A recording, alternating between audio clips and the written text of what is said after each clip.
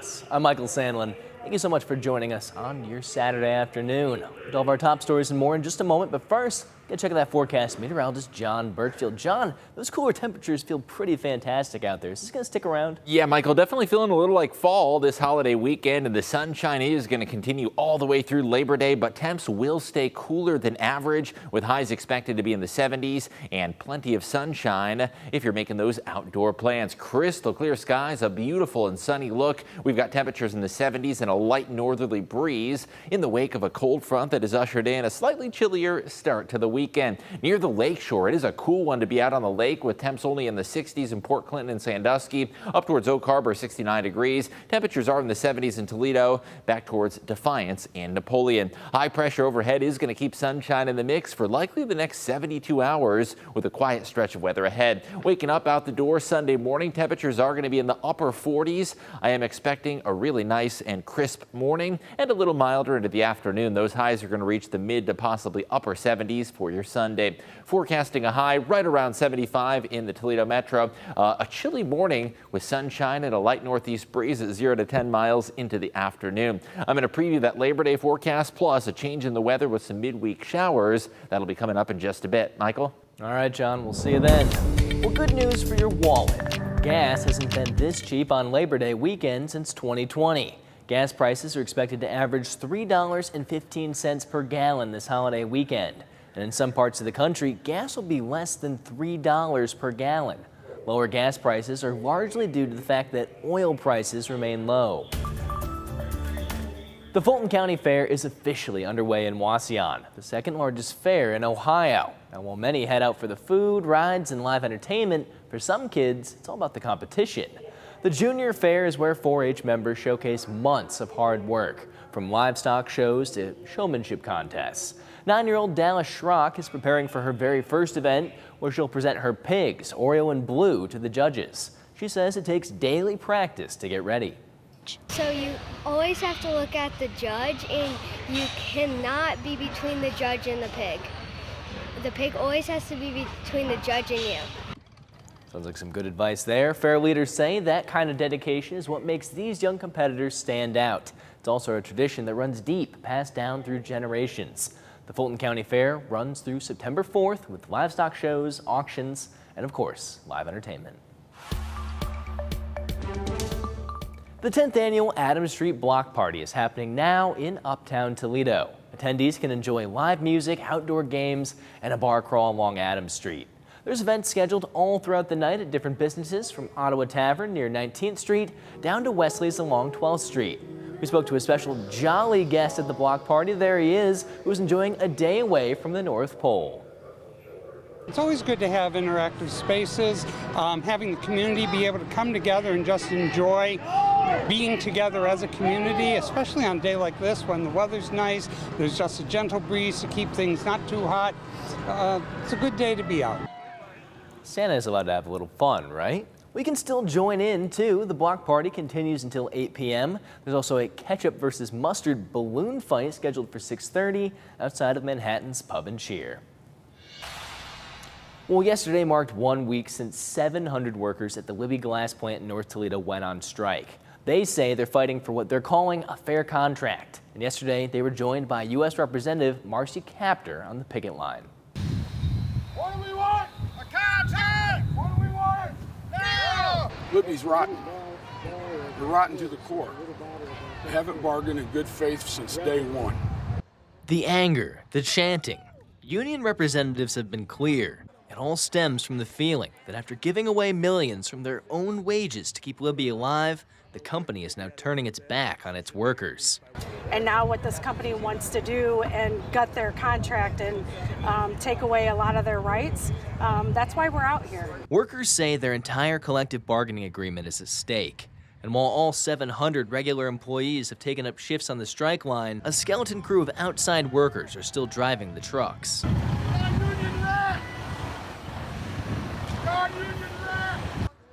All while the plant manager watches from across the fence. I miss you! Workers say they've been visited by other local unions from across the city and state, but their most notable visitor so far came this afternoon, Representative Marcy Kaptur. We came issues. Well, thank you very much. We appreciate it. But Captor says everything happening at Libbey Glass stems from a national issue. Back in 2024, the company was promised $43 million in federal grants from the Inflation Reduction Act to modernize its facilities by building hybrid electric furnaces. But the Trump administration made $3 billion in Department of Energy cuts back in May, and Captor says that forced the hometown glassmaker to shred previous plans. So I take great angst in that, what the president did, because he said he was going to help manufacturing in America. It doesn't help us here in Toledo. So we'd like to invite him here and to get the money back that Congress voted for, that the Department of Energy dispersed, and all the contracts were signed, everything was done, and they took it back. That's what's happening, and that's wrong, especially in Toledo, the glass center of the world. Meanwhile, the workers here are still waiting to see that change, and they say they'll wait as long as it takes to get it. One day longer. That's how long we're going to last. We're hearing from the families of two of the children who were killed in a shooting at a Minneapolis Catholic school. This happened earlier this week. Jesse Merkel is the father of 8-year-old Fletcher Merkel. He's asking the world to remember his little boy as the person he was and not the act that ended his life. In a statement, the family of Harper Moisky said she, quote, was a bright, joyful, and deeply loved 10-year-old whose laughter, kindness, and spirit touched everyone who knew her. They also urged leaders to take meaningful steps to address gun violence and the mental health crisis here in America. And following that deadly shooting in Minneapolis, Catholic schools here at home are reviewing their own safety plans. We spoke with school officials at St. Francis. Officials say safety precautions are a balance between keeping students and staff safe without being too intrusive. One tool already in place allows students and staff to anonymously report anything concerning or out of place. We've seen so many other groups targeted as well. And so again, talking with our guys, it's a lot about looking at this incident as part of a bigger picture. That the intolerance and hatred that just seems to be, fomenting and rising up, that this becomes something maybe that we can look at within ourselves, maybe whether it's fear or our own, biases, that it's an opportunity to grow. Other Catholic schools in the area, like St. Benedict Catholic School, are also updating policies. Plans are already in motion for more safety trainings and increased use of school resource officers on campus. Walgreens and CVS pharmacies say they are now limiting the COVID vaccine in some states and in a few not offering it at all due to changes to the CDC recommendations. CBS reports this comes amid growing internal backlash at the agency. Walgreens and CVS Pharmacy are limiting access to the COVID vaccine as the companies attempt to follow state guidance that require approvals from the Centers for Disease Control and Prevention. Rebecca Adams is an editor with the KFF Health News. Vaccines would be available for people who are 65 and older or have at least one medical condition, and healthy people could still potentially get the shots if a doctor prescribes it. It comes amid recent fallout at the agency after top CDC officials resigned, accusing Health and Human Services Secretary Robert F. Kennedy Jr. of trying to erode public trust in vaccines. CDC is being weaponized. Dimitri Daskalakis and Deb Howery told CBS News that an influential outside panel, handpicked by RFK Jr., has been questioning long-settled science on vaccines and promoting unvetted studies. Based on discussions we had heard, it seemed like some decisions had been made before there was even the data or the science to support those. The allegations have alarmed Republican Senator and Dr. Bill Cassidy, who warned this week that any recommendations made by the group should be rejected as lacking legitimacy. CDC is an agency that is very troubled for a very long time. But the White House has defended RFK Jr., whose agency overhaul, he says, will make America healthy again. Secretary Kennedy has been a crown jewel of this administration. CDC sources say the agency's director was fired this week after she refused to sign off on changes to the vaccine policy. Cristian Benavides, CBS News. CBS News has learned the Pentagon is considering speeding up the process to bring back ex-service members who were discharged for refusing the COVID vaccine. The rise in the use of GLP-1 drugs to treat diabetes and help with weight loss isn't just impacting how people eat. Research shows it's changing the food industry.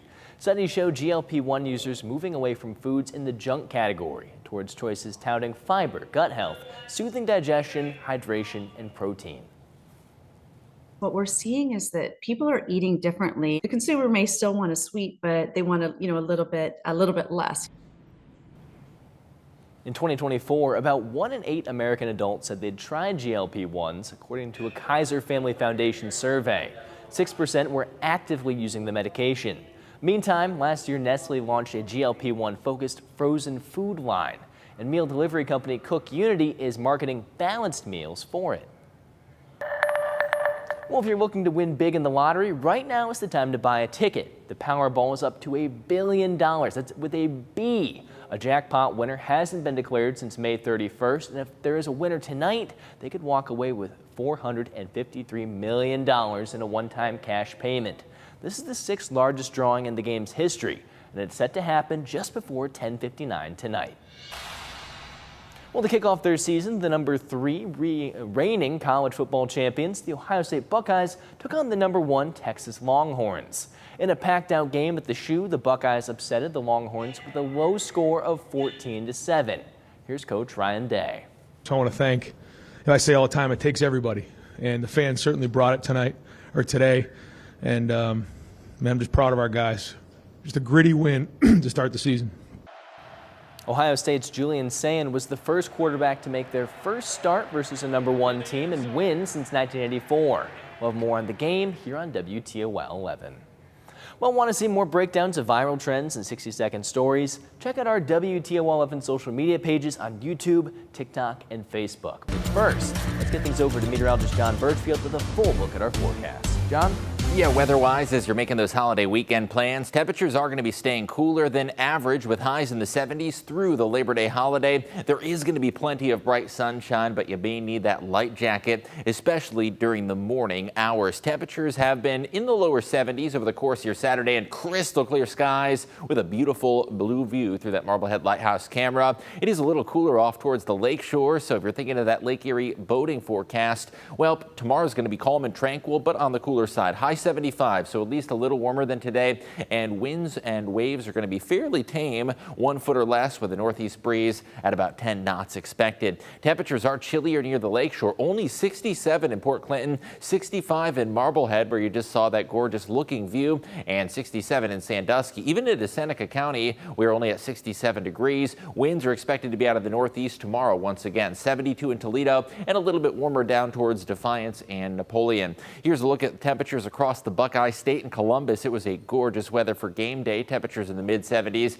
Down towards Cincinnati, well below average, although a little bit above what Toledo is experiencing. High pressure over the Ohio Valley and Great Lakes is going to keep sunshine around. You'll notice not a drop of rain across all of Michigan, Ohio, Indiana, and much of the Great Lakes region. So temperature-wise, we are going to be in the upper 40s out the door tomorrow morning for that walk. It is going to be a little bit on the cooler side, but the afternoon is going to feature a slightly milder feel. Temperatures right around 75. Light northeast winds at 0 to 10 miles an hour. And after a chilly morning, I do think it's going to be a really nice feeling afternoon. Sunday's forecast starting off the day in the upper 40s to 50 degrees, and those afternoon highs gradually climbing up into the mid 70s. We do warm up a little bit more for Labor Day. Nice weather for that backyard cookout with temperatures in the upper 70s. Into Tuesday, we're going to make it to the lower 80s, which is about normal for what you'd expect into early September. Next change in the weather is going to come Wednesday, especially late in the day, with an afternoon and evening round of showers and thunderstorms. Sunny and dry conditions expected with a light east breeze for those Labor Day plans. 78 degrees the high, and no worries of any rainfall. Totally quiet and tranquil conditions. So that cold front, our next change in the weather, coming in late Wednesday. Wednesday night, rain showers are going to be likely, possibly a few thunderstorms, but the bigger story is the cool down.